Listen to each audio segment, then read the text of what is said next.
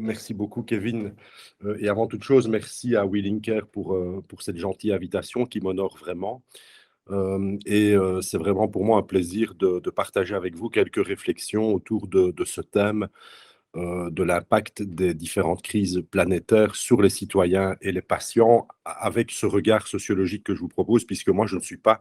du secteur de la santé, bien que je m'y intéresse largement dans le cadre de travaux de recherche que je mène ou que je dirige ici au niveau de plusieurs thèses de doctorat. Donc c'est un secteur évidemment qui est éminemment intéressant pour les sociologues et c'est toujours très intéressant pour nous de confronter notre point de vue, notre analyse, notre regard à l'expérience vécue par les acteurs, bien évidemment. Alors, pour me présenter très brièvement, donc je suis Frédéric Schounartz, donc je suis professeur de sociologie des organisations à la faculté des sciences de l'Université de Liège et j'ai aussi l'honneur d'être doyen de cette faculté depuis pratiquement 8 ans maintenant. Et j'ai fait un doctorat en sociologie à l'Institut d'études politiques de Paris il y a déjà bien longtemps, mais ça m'a laissé un excellent souvenir puisque j'ai été là-bas au contact de nombreux sociologues de la santé, ce qui n'a pas été sans influencer finalement mon intérêt pour cet objet. Alors, conflit d'intérêt, je ne pense pas en avoir avec qui que ce soit ou par rapport à quoi que ce soit dans ce cadre-ci, donc je le déclare sur l'honneur, je n'ai pas de conflit d'intérêt patent dans le cadre de ce webinaire. Bien, alors, petite introduction par rapport à cette présentation. Donc, on est évidemment sur une thématique qui est évidemment et éminemment vaste, dans la mesure où elle recouvre plusieurs sous-thématiques elles-mêmes. Donc, c'est un élément qui est polymorphe, cette question des crises et de leurs impacts sur la société. C'est polymorphe et ça recouvre un champ des possibles qui est infini. Donc, il n'est évidemment pas question ici de traiter tout, ce serait complètement dysfonctionnel que d'essayer d'être exhaustif, c'est impossible. Mais à l'inverse, ce que je vais privilégier, c'est un parti pris d'une mise en perspective qui est plus ciblée et donc qui sera non exhaustive et qui appellera évidemment à des compléments de réflexion, d'information par la suite. Alors, ciblé en quoi? Ce que j'aurais souhaité essayer de faire, c'est essayer de comprendre donc, cette question de l'impact des crises au niveau planétaire sur les populations et puis sur les patients, mais en ne me contentant pas de rester cantonné vraiment à la définition et à la présentation de différents types de crises et à un basculement vers une analyse des impacts qu'elles ont. Ce que je trouve qui est intéressant, parce que ça nous touche vraiment toutes et tous de plein fouet depuis plusieurs années, c'est d'essayer aussi de remettre en perspective en quoi les crises planétaires de différentes natures ont certes des impacts qui sont lisibles directement, mais aussi représentent un point qui peut être largement potentialisé par d'autres dimensions. Et une de ces dimensions, c'est le développement du populisme et d'un mouvement anti-science qui va naître en quelque sorte de ces crises, parce que simplement le populisme va s'engouffrer dans les failles laissées par les crises pour trouver un lit à son développement. Et puis un deuxième point que j'aurais souhaité articuler à ceci, c'est la question du développement des réseaux sociaux et de la libération de la parole. Alors, je pense qu'en articulant ces trois éléments, on peut avoir une lecture un peu dynamique et complexe de la place des crises planétaires dans nos sociétés, de leurs impacts, et puis de ce que ça peut avoir comme conséquence sur les patients, sur les personnes qui vont fréquenter les salles d'attente des cabinets médicaux, des hôpitaux, des kinés, enfin bref, de toutes les professions de la santé au sens large du terme. Alors, si on essaye un petit peu d'abord de circonscrire ce qu'est le concept de crise, mais on peut dire en fait que c'est un terme qui est très couru finalement dans l'inconscient collectif, puisque à tous les niveaux, on peut utiliser le mot crise. C'est un terme qui est bien connu du monde médical tout d'abord, et là pratiquement hein, sur le plan individuel, où on va parler de patients qui sont en situation de crise, on va parler d'une crise d'appendicite par exemple, hein, et les situations de crise des patients individuels, elles peuvent se jouer sur le plan de la douleur physique ou du mal-être psychologique par exemple. Et puis en psychiatrie, on parle, de manière même légale, de l'existence de lits de crise, par exemple. Donc ça traduit bien leur utilité et leur finalité. C'est un terme qui est bien connu aussi au niveau groupal, hein. Il n'y a pas un lundi sans que la presse sportive ne nous parle pas de la crise du Standard ou du Standard qui est en crise. Alors c'est un trait d'humour ici pour marquer évidemment les performances très moyennes de notre club liégeois ces dernières années, mais qui traduit simplement le fait que là, on va analyser finalement une situation de crise, une situation problématique au sein ici d'une équipe de foot, mais on pourrait faire la même chose dans une entreprise ou dans une école particulière ou que sais-je. Alors, c'est un terme qui est aussi bien connu au niveau sociétal, hein. Souvenez-vous en 2008 de cette fameuse crise des subprimes, hein, qui a donné lieu à la grande crise économique de la fin des années 2000, début des années 2010. Alors, on a parlé très récemment de la crise du Covid ou de la Covid pour être plus précis. Et maintenant, on parle de la crise en Ukraine qui est liée à la guerre que mène la Russie contre l'Ukraine.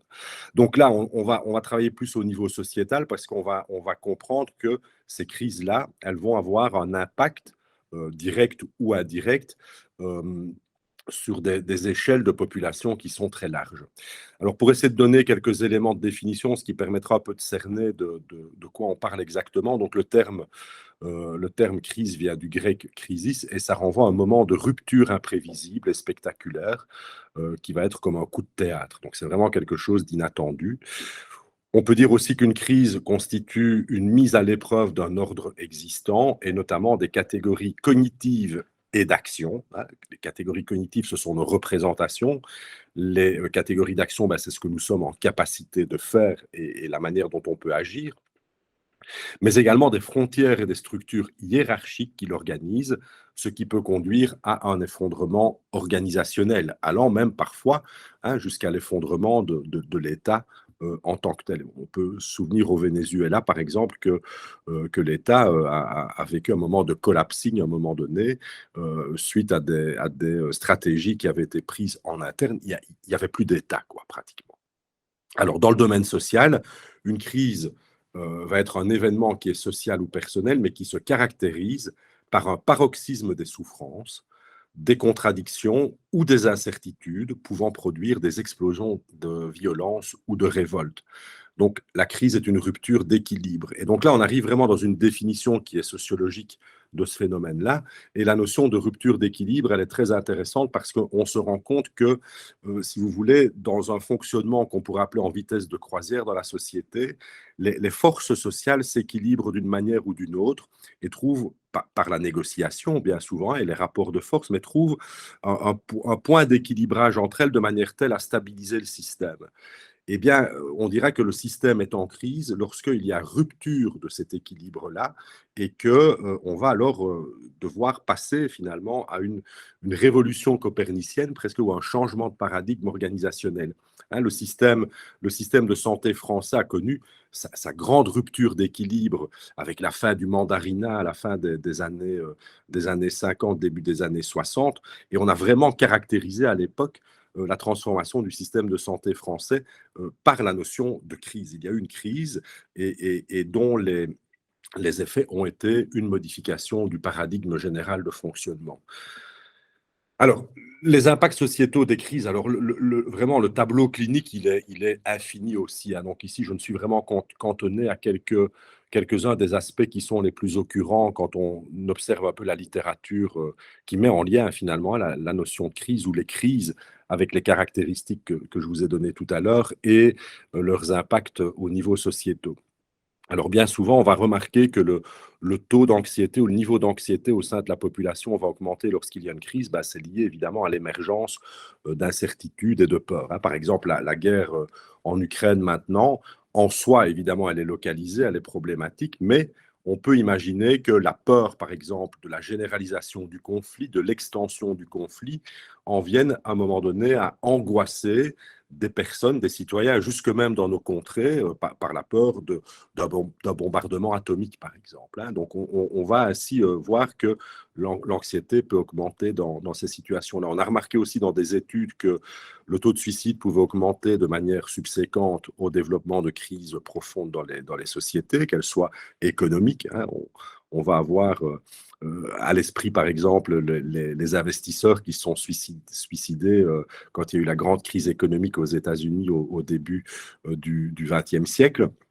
On va remarquer aussi, par exemple, que les addictions, et là, une petite faute d'orthographe, excusez-moi, mais peuvent augmenter, et que de manière générale, le niveau de bien-être dans la société va diminuer en conséquence de l'émergence d'une crise profonde de la société. Donc bien une crise qui correspond aux critères dont on a parlé tout à l'heure.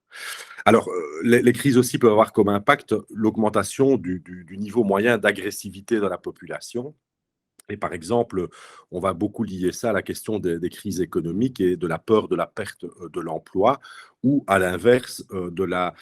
comment dire, de la tentative de résistance à du management dans les organisations qui deviendrait lui-même plus agressif, hein, pour essayer de contrer les effets d'une crise économique, et donc deviendrait plus exigeant à l'égard des travailleurs, ou se ferait plus menaçant quant à des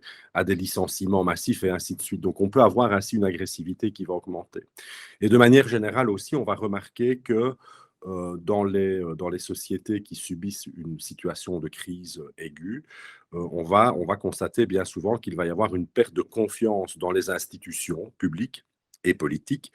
du fait que bien souvent, la population, les individus de la population ont l'impression que l'État, les institutions ne sont pas en mesure d'apporter une réponse à la crise qu'ils subissent et aux effets de cette crise.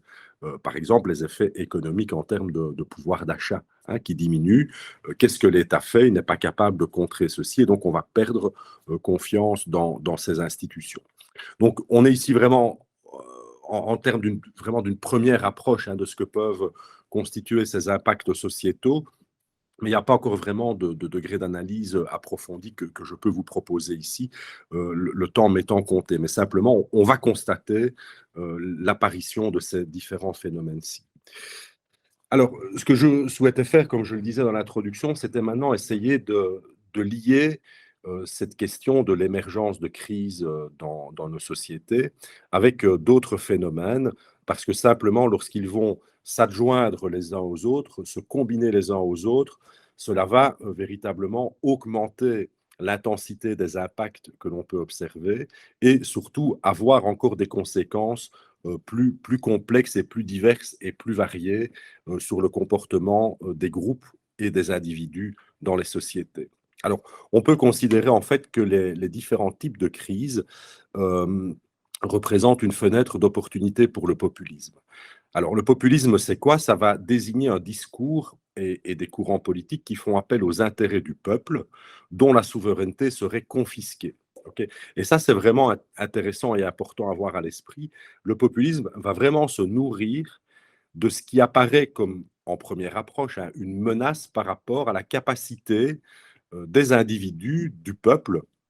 de fonctionner de manière souveraine, c'est-à-dire de manière libre, de pouvoir agir de manière libre, de prendre des décisions et d'avoir une autonomie de fonctionnement, qu'elle soit économique, qu'elle soit politique ou que sais-je, mais de manière telle que celle-ci serait à un moment donné menacée. Donc ce discours va prendre pour cible les pouvoirs politiques et économiques dominants, qu'ils vont qualifier d'élite, et va prôner le recours à un leader charismatique qui incarne les intérêts du peuple. Alors, dans le secteur économique, hein, des crises économiques comme celle de 2008, ce qu'on va voir, c'est que le populisme va véritablement combattre le monde politique qui est considéré comme incapable de prendre en compte et de contrer la crise, hein. Voyant le pouvoir d'achat qui diminue, comme je l'ai déjà évoqué, et pas de réaction possible par rapport à ça pour résorber le retard accumulé, eh bien, on va dire le politique est en incapacité de. Si on prend les pandémies en général et la dernière en particulier, je dirais surtout, on voit par exemple que plusieurs facteurs ont contribué à donner des leviers d'action à des partis ou des individus populistes, hein. Par exemple, quand on a actionné, si vous voulez, l'argument de la privation des libertés individuelles quand il y a eu des confinements en France, en Belgique et dans d'autres pays, hein, il y a eu véritablement une remise en cause de l'expertise scientifique qui appuyait les arguments de manière telle à bien exprimer, bien expliquer, bien argumenter de cette nécessité de confiner la population, et ceci a été donc considéré comme une atteinte aux libertés individuelles, dont le poids des arguments qui menaient à cette décision-là a été remis en cause également.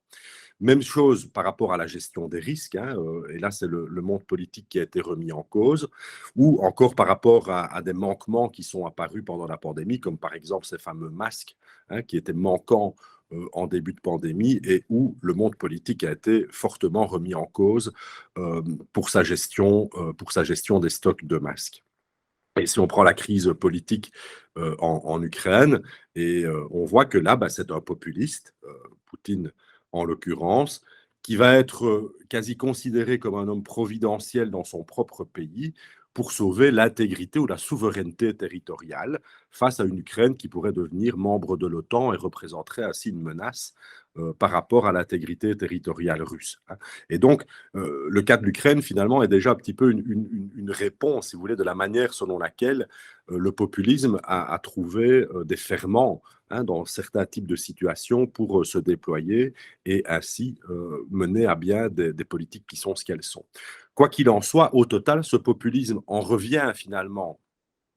à, à un rejet de la figure traditionnelle et classique de l'État, dans laquelle le politique ou le monde politique traditionnel et tout ce qui va le symboliser va être vu comme défaillant, incompétent, intrusif, voire menaçant. Et donc ceci, finalement, est simplement une méta-analyse que l'on pourrait vraiment appliquer de manière concrète à la naissance du mouvement anti-science ou de mouvements complotistes. Par rapport au mouvement anti-science qui a pu apparaître et qui se renforce, j'ai l'impression, depuis quelque temps, on va se rendre compte qu'il y a vraiment une remise en cause de la science comme base de définition de ce qui est vrai dans nos sociétés, puisque la démarche scientifique, qu'elle soit en sciences humaines, celle que je pratique, hein, ou dans les sciences de la vie que vous pratiquez, le fondement même, c'est d'essayer d'avoir des méthodologies qui nous permettent de produire un savoir qui va être réputé valide et donc qui va traduire la réalité, ce qui est vrai, par rapport à un champ de connaissances que nous souhaitons investir. Le mouvement anti-science, en fait, lui, il va véritablement proposer, si vous voulez, des alternatives ou des remises en cause par rapport à la production scientifique, et va bien souvent aussi ancrer les scientifiques dans une grande théorie du complot qui les voit ainsi être associés aux firmes pharmaceutiques, que sais-je, et donc contribuer ainsi à alimenter en quelque sorte une espèce de rejet, hein, de ce qu'on appelle l'élite scientifique ou des experts scientifiques. Euh, Si on poursuit un petit peu notre raisonnement et qu'on met en perspective donc l'émergence des crises d'un côté, le fait qu'elles sont un levier d'action pour les mouvements populistes de l'autre, euh, on voit que par ailleurs, les réseaux sociaux vont aussi contribuer largement au renforcement finalement, et je dirais peut-être même bien à la distribution ou à la diffusion de toute une série de ces comment dire, comportements de rejet, de ces comportements de complexification du rapport des individus aux choses de la société, de manière telle qu'on va avoir alors encore plus d'effets générés par la crise. Alors, les réseaux sociaux, finalement, c'est quoi? C'est quelque chose où on s'exprime anonymement et qui devient un défouloir par rapport à toute la haine, toute la frustration, toutes les difficultés que l'on peut avoir. C'est pas que, évidemment, je caricature un peu, mais en tout cas, dans plein de sphères, ça devient ça. On peut s'exprimer anonymement et dire ce qu'on veut. Donc, il y a un mouvement de libération de la parole anonyme dans un premier temps qui passe par les réseaux sociaux. Et cette parole libérée, en quelque sorte, elle est aussi, comment dire, très, très réceptive aux fake news et aux alternative facts. Donc, c'est la vérité alternative que, par exemple, Donald Trump a largement pratiquée pendant la pandémie. Euh, et donc, ces réseaux sociaux vont en fait permettre la promotion et la diffusion des idées populistes qui sont souvent anti-establishment, anti-politique et anti-scientifique. Et donc, ce faisant, on va se retrouver dans une situation dans laquelle, de plus en plus, on va répéter et on va, par effet de tache d'huile, on va en arriver à convaincre une masse de population de plus en plus imposante, hein, que effectivement, il y a des crises qui ont lieu, il y a du politique qui ne parvient pas à la gérer, que le politique est défaillant et qu'on pourrait mettre en place d'autres modèles pour sauver finalement les gens de ces crises observables. Et donc, du coup, si on lit en quelque sorte l'émergence des crises, des incertitudes qu'elles génèrent, des peurs qu'elles génèrent en soi, que l'on ajoute à ça le fait qu'elles sont de plus en plus mobilisées par des partis populistes pour asseoir leur pouvoir ou tenter de grignoter du pouvoir parce qu'elles vont représenter finalement un point d'argumentation pour rejeter ce qui est à rejeter selon eux, et qu'en plus on peut s'appuyer sur des réseaux sociaux qui ont contribué au niveau sociétal à soit diffuser des fausses informations ou soit permettre l'expression anonyme d'idées et de pensées extrêmes, eh bien, on va se retrouver dans une situation sociétale globale qui est très brouillée sur le plan identitaire, qui est très complexe à maîtriser. Et donc, du coup, et pour conclure ceci, et je répète que n'étant pas moi-même médecin ou praticien d'une profession du secteur de la santé, donc je ne peux ici, si vous voulez, que vous proposer pour conclure quelques points de réflexion par rapport à la place et au positionnement des patients que vous aurez ou que vous avez à fréquenter par rapport à ça. Mais à quoi est-ce qu'on peut s'attendre? On peut s'attendre, je pense, et c'est déjà avéré, à une augmentation des pathologies en santé mentale, avec certainement une augmentation du niveau ou de degré d'angoisse des personnes, peut-être plus de dépression et une augmentation des addictions. Et tout ça est lié véritablement, je pense, à la dimension anxiogène que peuvent avoir les crises sur les personnes, et au fait qu'elles sont encore renforcées, si vous voulez, par des discours populistes d'un côté et les réseaux sociaux de l'autre. Ce qu'on va observer aussi, ça va être une méfiance énorme à l'égard du corps médical et sa remise en cause. Et là, je pense qu'on a dû et on a fréquenté des personnes qui, après avoir applaudi le corps médical et paramédical pendant la pandémie, première partie, a commencé à l'insulter dans la deuxième partie. Et ne parlons pas aussi de toute la mouvance anti-vax qui est apparue par la suite. Et donc, de manière globale, on peut s'attendre aussi à une espèce d'augmentation du degré d'agressivité des individus par rapport à tout ce qui représente l'État, les élites ou l'expertise scientifique, de manière telle que, on a vu par exemple que dans des zones géographiques, on fait venir des ambulanciers, soi-disant pour un problème à gérer, et puis on commence à les caillasser, quoi. Donc c'est vraiment très symbolique de ce rejet, hein, du symbole de l'État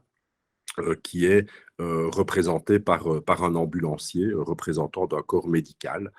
dans la société. Donc voilà, je n'irai pas plus loin que ceci puisque mon temps est écoulé. Je vais surtout et principalement vous remercier grandement pour votre patience et votre écoute.